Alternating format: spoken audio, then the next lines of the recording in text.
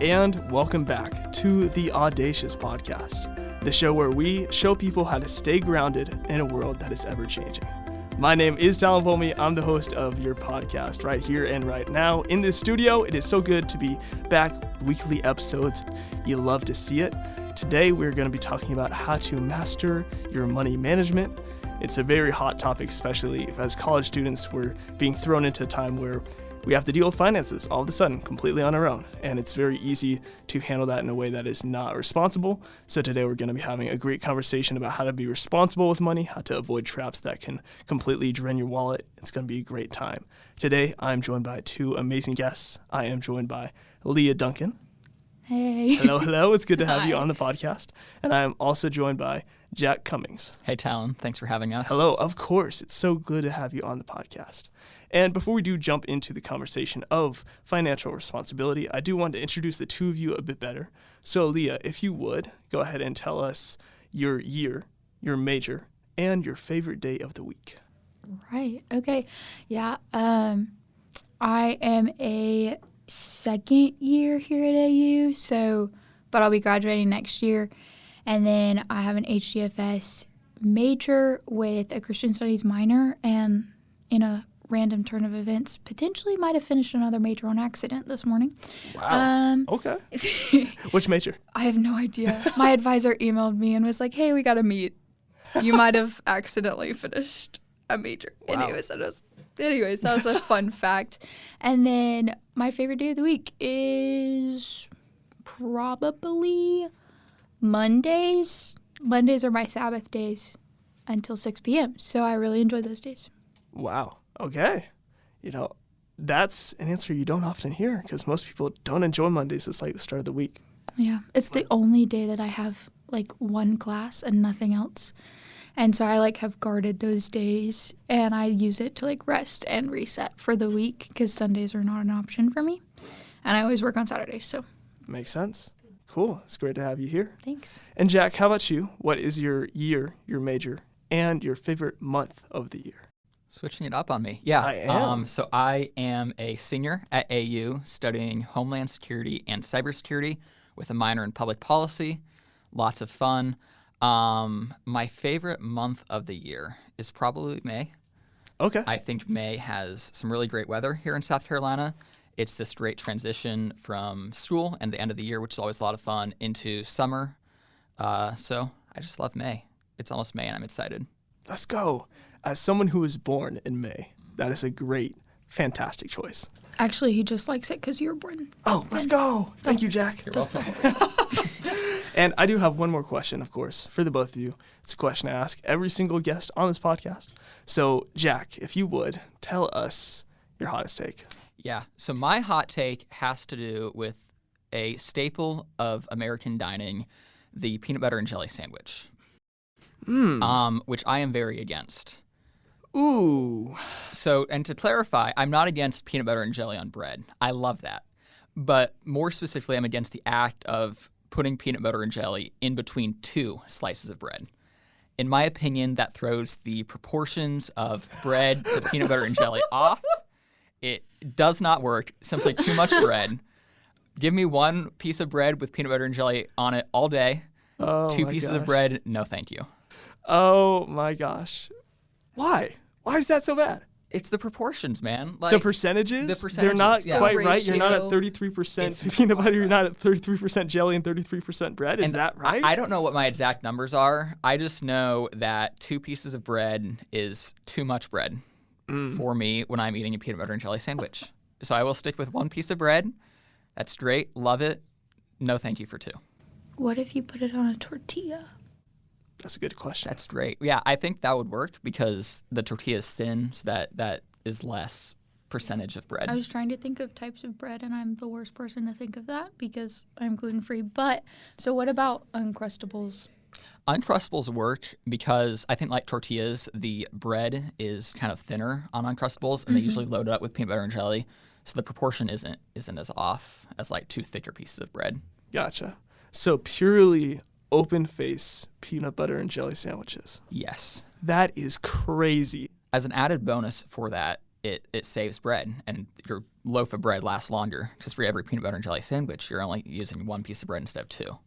You know what? You know what you could do to even make that loaf of bread last even longer? Just eat the peanut butter and jelly straight.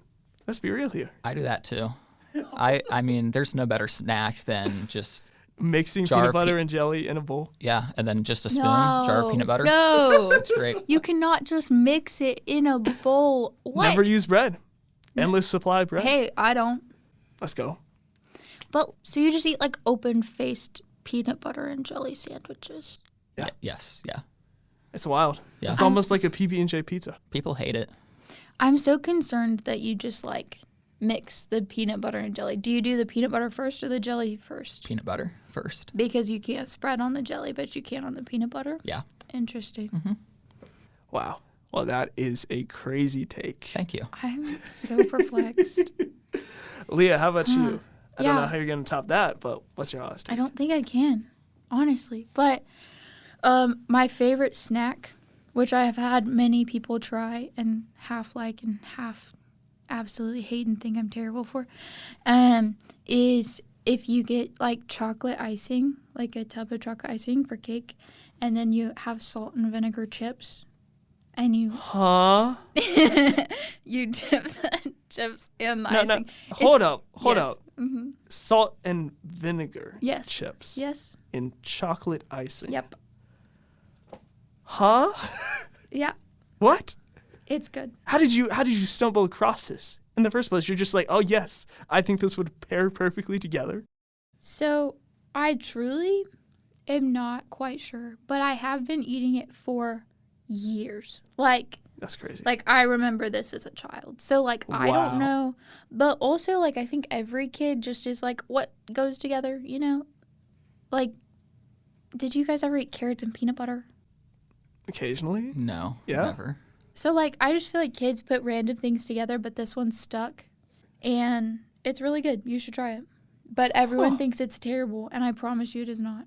But like it's sweet and salty at the same Yeah, time. that's the main thing is if you enjoy sweet and salty, then it's Yes. probably going to be good. And Like if you don't flavors. like If that, people have like chocolate covered bacon, not that that's the same type of flavoring, but like, does that make sense? Just like the fact No, it that makes you have sense. sweet and salty, Yeah. and it is exactly that to a T. some people can really appreciate when there is salty and sweet together, and then Yes. other people think that those should completely stay separated. Well, I am not one of those people. I think I'm in that camp, honestly. Okay, well, I don't remember don't what knock I've it till you tried. try it. That's fair. I had the whole RA staff try it last year, and most of them liked it or appreciated it. You're able to convert most of them. Yeah. That's So- crazy.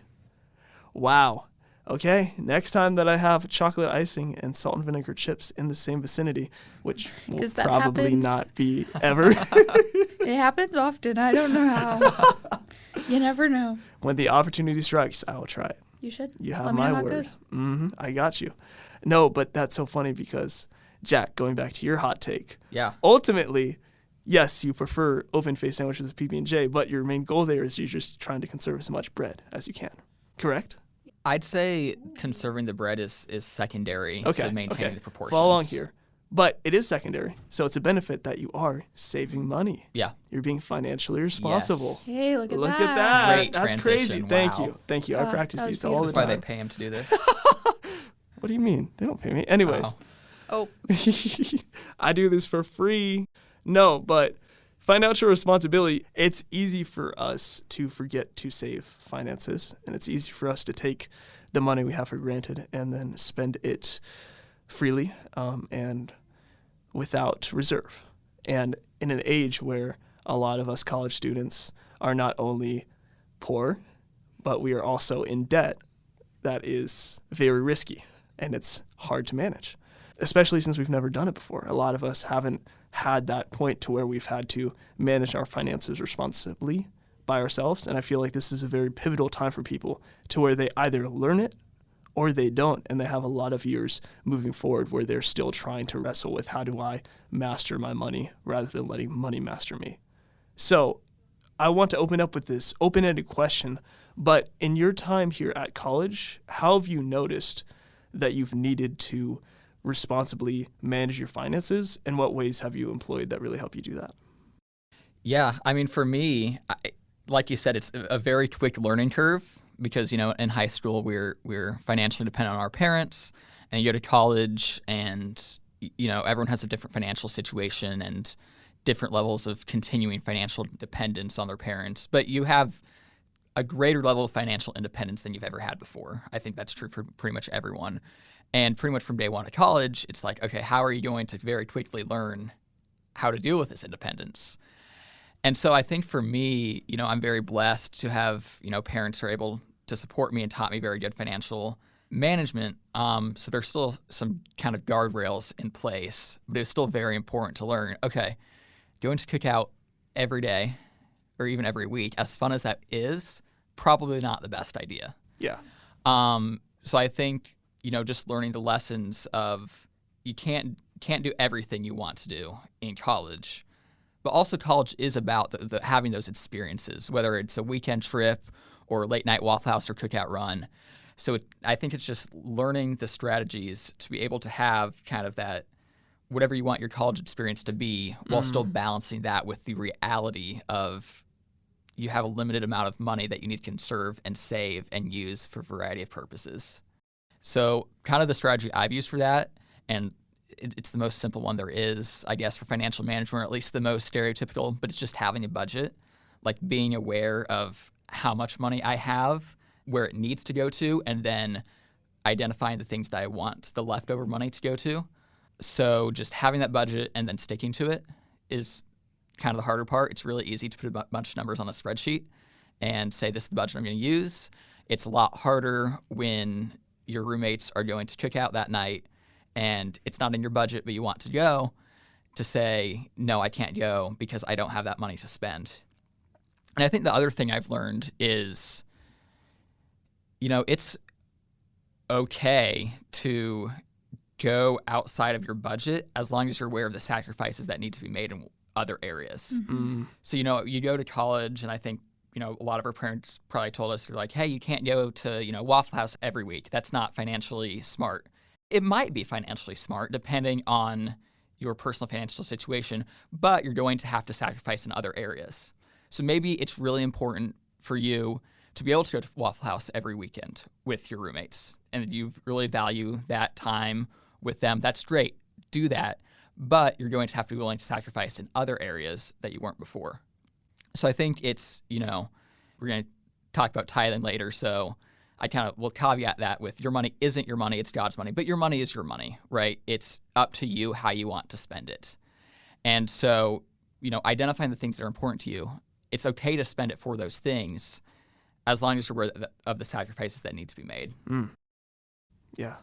I totally agree. I think there's so much to be said for understanding the fact that college is such a sweet time of like Jack said, there are guardrails in place to kind of protect us as we're learning, but that means now is the time to learn. Yeah. So make a budget, do it. I've sat down with my freshman residents and been okay, let's talk about what a budget is. Let's talk about what it is to do your taxes.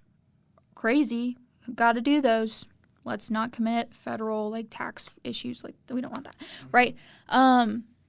So understanding that while there are those guardrails, there are also so many opportunities to learn that those can kind of protect you in learning that, and then you're set up for the future in going out. The moment you graduate, college isn't protecting you anymore. Your parents aren't they don't have to put money in your account. If you call them and say, hey, can I have $20? They can say no. You're an adult now. They can. And so, if you are in a situation where, your parents are contributing to your life, great, absolutely.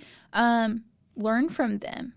Ask them, hey, how do I do my taxes? Hey, how do you budget? What'd you do in college that was helpful? What wasn't?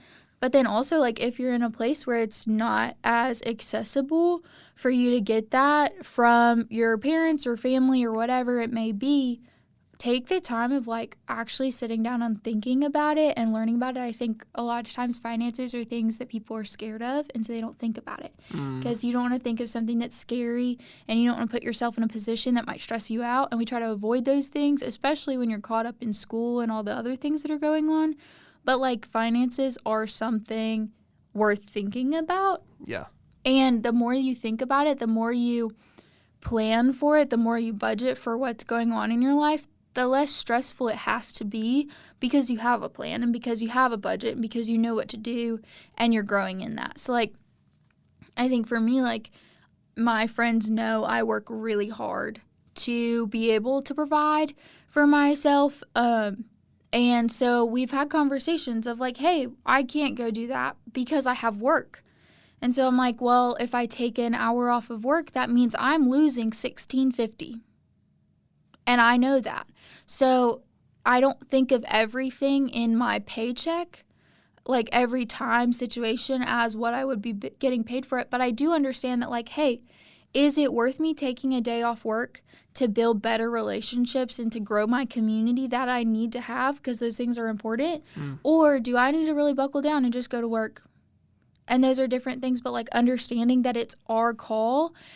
And it's a gracious call because we're in this season of transition where it doesn't all fall on us. And it can be really sweet to like learn in that and grow in that even when it is hard decisions. Like it gets to be hard to say no that you can't go to Waffle House. Yeah. It's substantially easier for me because I can eat nothing at Waffle House. But like it is just such a gracious time of like also understanding that everyone around you is in the same boat. They might have a different financial situation, but everyone has the joke of like, oh, we're broke college students. So if you say, oh, I'm a broke college student, let's go actually to the park or something. Like most people are going to be down or like, oh, I'm a broke college student, but we can get 2 liters and like some snacks at Walmart for $5 instead of spending 20 at Cookout. Like there's just some things around that of like have open conversations with your friends and bring other people into it. When we make our own budgets and we put our own numbers on papers, it can be really, really hard because we put those numbers there, we can change them. Yeah. So if you bring people who you trust to hold you accountable, who you trust to like step into the conversation with you, even if you like, you don't have to show them your budget. You don't have to say like, oh, this is how much money I have or whatever. These are the bills I have to pay. But if you say like, hey, hold me accountable. I don't need to go out this week. And your roommate can be like, oh yeah, absolutely. We'll do something else. No big deal. Like those are the friends in the community you can bring into it where it doesn't have to be as scary as it has to be, you know? Like it doesn't have to be as big as we make it if we just are really honest about it and like treat it as a thing that everyone has to learn, everyone has to deal with, and we can be gracious in that. Yeah, that's so good.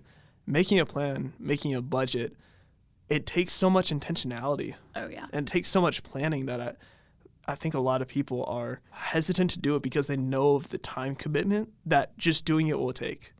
And I remember I was taking a business seminar, Business 295. It's like one of the classes that majors in business need to take to learn how to write a resume, learn how to write a cover letter.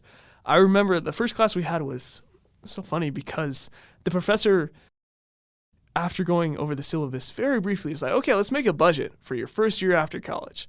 And we sat down, we thought about, okay, what are we making? Maybe like $40K, $50K a year.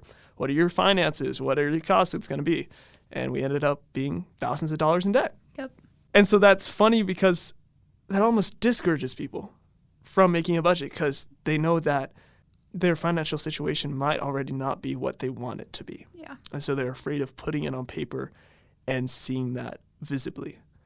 So for people that are afraid of that, afraid of not only that, but also have the fear of missing out by not going to Waffle House, by not going on these trips or these times to really bond and commune with their friends, what encouragement would you give them to show them the importance of doing all these things? Oh, yeah. I think hands down, write it down. If you know you're in debt, you know you're in debt, right?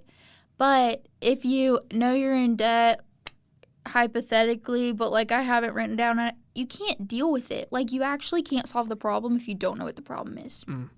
Yeah. But if you write it down and you know what your problem is, then you can take practical steps to figure out how to solve it and figure out what you can be doing differently, figure out what you've been spending and how that can change a little bit.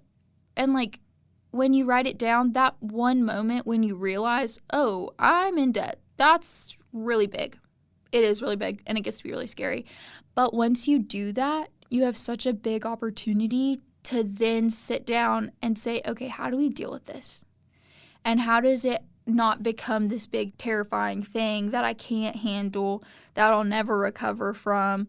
People go in and out of debt their whole lives. Our society is built on consumerism, and it's just like money is a part of our lives. And I don't know that there's any way out of that. But if you are scared of it, it becomes your master. And we don't want that. We want to be able to like give it to the Lord in a way that is in understanding, so that we can then be judicious with what we have. If you don't know what you have, you don't know what you can give. And if you don't know what you have, you don't know what you can use to glorify the Lord. Like for me, if I know what I have, I know if I can say, hey, I know you're having a hard day, let me buy you ice cream. If I know what I have, I can say, hey, I know that like you really need new shoes and you can't afford it. Let me figure out how we can make that happen. And it might be like 6 people joining together. It was really cool for me in college. I had someone leave an anonymous note at my door, and it had $100 in it. Wow. And it said, I believe that the Lord is using me to show you that he will provide everything in abundance. Wow. And if we believe that the Lord provides abundantly, we can give abundantly by knowing like, hey, that person, whoever it may be, I still don't know. But that person sat down one day and was like, hey, I know what I have. I know that I can give her $100 and I know she needs it. If we know what we have, we can be looking for who needs it and really like be able to bless them like that. I think like the biggest encouragement for me was seeing someone do that, and it made me want to do that. And now like that is my goal, is to know what I have so I know what I can give. And that is like, it is the most like validating thing when you can do that and be anonymous. Oh, it's so fun, guys. Be anonymous, do kind things, and let them have no clue it was you. It's so funny. But also just like the sweetest gift. So write it down. Don't be scared of it. Don't let it be your master. It doesn't have to be as scary as we make it out to be. Yeah, I think that's great. And like the thing, I think people need to concentrate the most on is like, it's okay to make sacrifices. Oh yeah. Right? Like if you're in debt or, living kind of on the borderline, you're going to have to make sacrifices. And that's okay if you're doing so with a mindset of the sacrifices being made now are for less sacrifices in the future, right? Sacrificing those cookout runs now, so in 5 years or 10 years, whenever we're looking at starting a family, you can provide for that family without making as many sacrifices, right? So, going into the budget, people who are scared of making budget, like Leah said, write it down and then kind of admit to yourself, hey, the result of writing down this budget is that I'm going to see that I'm not in a financially good place, but I can get out of that financially not so good place, but it's going to take sacrifices, and it's going to mean missing out on things that I'd like to go to. It's going to mean, not doing those Waffle House runs, not living in an apartment that's as nice. But the result of doing those things now is that 5 years down the road, 10 years down the road, I'm not going to need to make those sacrifices. And so taking steps now and paying off that debt now to lead to a better future or a better financial future. Yes. I love that. Yeah. Being able to make those sacrifices, to know when it is right to avoid spending our money so that we can save, so that we can be responsible with it, is a good thing. It's very good practice. But there is an extreme to that, to where we can be too stingy with our money. Mm-hmm. I think especially in today's society, when inflation is crazy and people are like, oh, there's going to be an economical collapse within the next year, all of these sources saying this. It may be true and it may be not, but there is this fear that sometime down the road, things are going to get rough and we are going to be struggling financially, just as a country. And I think a lot of people will see that and be afraid to give money. Like you were saying, Leah, be afraid to give what they already have because they don't know when they're going to get that back. But I love what you were saying. Money is something that we get. We maybe not freely get it, but we get it and then we freely give it. We either freely spend it on ourselves so that we can continue to live the life that God has called us to live, or we freely give it to Him and freely give it to others. So I want to lead into this question, tithing, right? Tithing, giving to the Lord or giving to those people that the Lord has laid upon your heart. Why is that so important? Yeah, I think it provides a reminder that ultimately the things we have aren't ours, but God's. And so creating that habit of tithing, I think, is ultimately a sign of the resources we have, specifically money, is not our own. And so we're going to give it. And the practical effect of that is we are giving it to the church, which is an organization that ideally is performing the work of God here on earth to bring out His kingdom. So I think, there's obviously the practical impacts of tithing, which is to support the church and Christian organizations that are doing kingdom work. But for our own hearts, it's creating that habit of not just our money, but everything we have is not our own, and it needs to be going back to God and contributing to His kingdom. Yeah. Our only goal here is to glorify His name and serve the Lord. We truly are rehearsing for heaven. Hands down, everything that we do is in surrender to Him. So if money is the biggest thing I don't know if it's the biggest thing, but very well could be. If that is what our society and what our culture and who the people we are around if that is the biggest idol that we fail in serving God because we are serving it, if that is the biggest idol we struggle with, surrendering is such a big part of it. It's not just saying okay, I'm going to give God something. I'm going to give Him whatever. It is so much more significant to understand that, if we surrender our money to the Lord and we surrender our time to the Lord and we surrender our relationships and, everything, it step by step just leads to, an entire surrenderance to the Lord, which is such a gracious thing that I think He allows us to do and He asks us to do. But also, we have the ability to choose whether or not we're going to do it because us doing it gives Him more glory. And, it is such a cool thing to understand that, tithing is just one piece of that, but it's an important piece. And so understanding, I remember when we were little, and if you're in, kids' church, they're okay, we're going to raise money for this or whatever. And then all the kids go and run to their parents and are can I have $5 put in the bucket? That was their money, and they let their kids do it, right? But, now, as college students, it's our money. We worked and we earned it. Let's be just as excited to put it in the basket that we were when we were little. Because now it's ours, and we get to give it to the Lord, and we get to surrender it to Him. And that is just, the first key in a domino effect of learning to, freely surrender the things that we now own. I think as college students, it's the first time that we get to be adults, the first time we own something, the first time we've worked hard to earn whatever. It's the first time you're independent, but it's the first time you really get to give your own. Yeah. And when you get to give your own, it is just such a gift to yourself because it's it's so validating of oh, this is finally mine, but it's not also at the same time.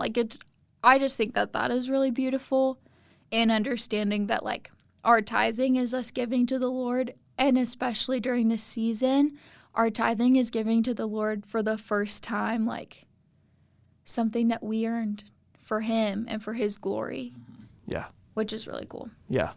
Yeah, there's two mindsets that you can have with your money. You can either focus on, this is my money, so I choose how to spend it, or this is the Lord's money that He has given to me and entrusted me with. And if He calls upon me to use it in a way that He wants me to, then I will submit and I will do that. Yeah. And I think even with that, we can so often get caught up in the 10% because that's what a lot of people go about. And that's not a bad thing in and of itself. But there might be a time when the Lord calls you to give more in a season than 10%. And in that season, we can't be legalistic and say, oh, but it's 10%, so I will continue to do 10%. If the Lord is calling you to be more generous and more freely giving with your money in a time as that, we do have to submit to that if we want to continue to follow him to the best of our ability. Yeah, I think looking into the word tithe, tithe is tenth in Hebrew. So the first 10% is your tithe. Everything extra is your offering. And if you think about the word offering, like if you are offering it to the Lord, you are offering more, you are giving more. That is really beautiful because tithe is your first 10%. And then when you do feel called to do more, you are offering it in submission, which is why I think that they use the words tithe and offering so together, but they are actually different things. Right. And it is such a gift that we get both. And we have the opportunity for both because we're not limited to the 10%. That is not like, okay, well, you can only, if you earn $100, you can only give me 10. Like, that's not true, right? Yeah. But what a gift of, like, we get to offer it to the Lord. I think the verbiage there is just so beautiful of, like, tithe is our first 10%, like, in the Hebrew word, like, first 10% is our tithe. And that is what the Lord asks of us. But then offering is just a gift to us to be able to give. Yeah. Yeah. So in those moments when the Lord does call us to offer more than we are comfortable with, say, it can be as simple as buying someone their groceries, or it might be more significant, more substantial, depending on what he calls us to. How can we make sure that we are receptive to that and respond immediately rather than talking ourselves out of it? Yeah, I mean, I think it just comes back to a reminder that the money that we're giving was not ours to begin with, and becoming comfortable with that idea. And, going back to kind of our original conversation about sacrifices, realizing that we might be called to make sacrifices in our personal lives in order to contribute to what God is calling us to do with our money beyond the 10% tithe. And, from a practical standpoint, if you're someone like me who really obsesses over the numbers and the budget and everything lining up, that might mean putting some money in a category for unexpected callings by God, beyond that 10%, and just planning for that calling. Yeah. It might mean, being willing to roll with the punches. And, hey, you felt called to buy someone's groceries, or called to, donate to a mission trip that a friend is going on. Great. Roll with the punches. Now you're not going to Waffle House this weekend, right?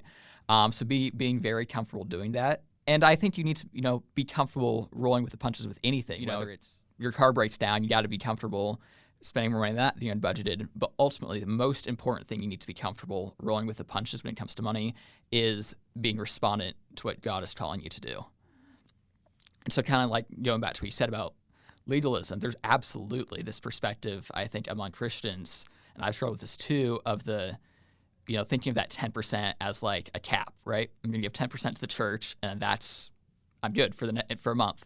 And that's just absolutely not the case, right? That 10%, if anything, it's a minimum, right? Yeah. That's where we start. Yeah.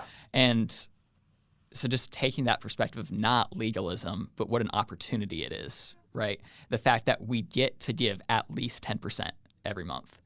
And that's just to start with. And then we don't know what the rest of the month holds, but we can pray and hope that the rest of the month includes the opportunity to give even more beyond that.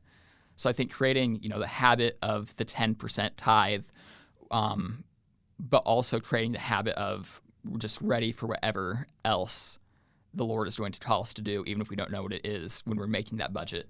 Yeah.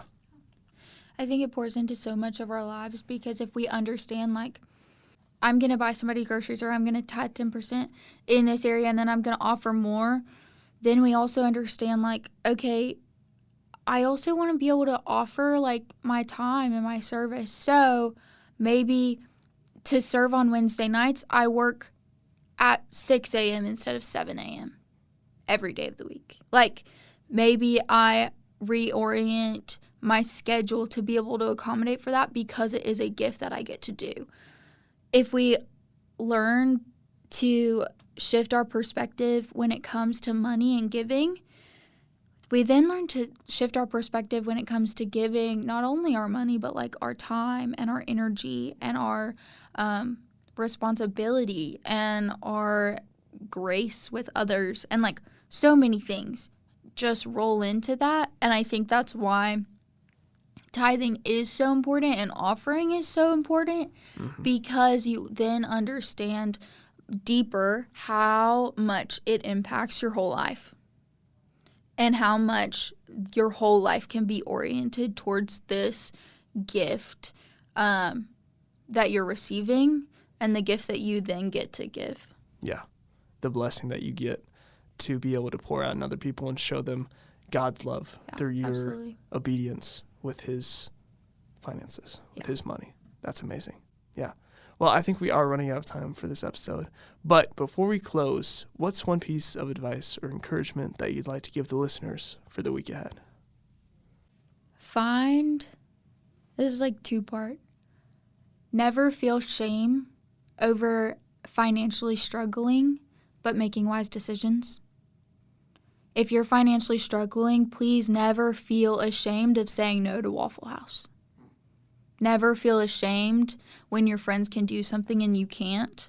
If you are seeking to glorify the Lord in what you're doing and you're still financially struggling. It is a season of life, and it is something that, like, I'm pretty sure everyone has to encounter at some point, so please do not feel shame over that. And then also find something free, like that costs no money, that you can do with a group of people, that you can find friends or something and go and serve and go and hang out and just do something free. For me and my roommate, like, we went the other day to a food pantry in the morning before the sun rose and got to serve there for a couple hours, and it was the most fun that I had all week. But it was the best thing because it was free, and we got to hang out and spend time together and serve others and felt no shame over our financial situation and just got to participate, and it was great. So find something free and don't feel like less than when you are just operating with what the Lord is giving you and you are trying to give back. Yeah, that's so good. Yeah. The biggest thing I've learned in college is just how to trust God fully. And finances are such an important part of that, because I think finances is something that in America in general, but especially among college students, we stress so much about, and they're important. But trusting God fully is, just putting everything in his hands. And I've seen the way he's worked in my life in these last 4 years of just in ways I could have never even imagined. And it started by me choosing, I'm not going to worry about this because I know he has something planned for me. And so, if you're in a situation where you're worried about your finances, or even if you're not worried about your finances, putting it in his hands. If you're worried about, I don't know how I'm going to make 10% tithe work, do it anyway. He's going to provide for you. And he's going to use that 10% and the sacrifices you make giving that 10% or more than 10%, he's going to use it to build his kingdom. And we might see that, we might not see that, but he's going to do that. And so it just starts with trust. And I think that's just something that's brought me so much peace over the last few years as I've learned how to do that. And it just starts by putting everything in his hands. Yeah, that's great. Well, Jack, Leah, thank you so much for joining me on today's episode of the Audacious Podcast. This has been great. Thank you. It's been very good. Fun. Yeah. Of course. And as always, I'm your host, Tom Bolmy, hoping you have a wonderful rest of your week. Rest up well, get what you need to get done, and we will catch you next time. Have a good one. Bye-bye.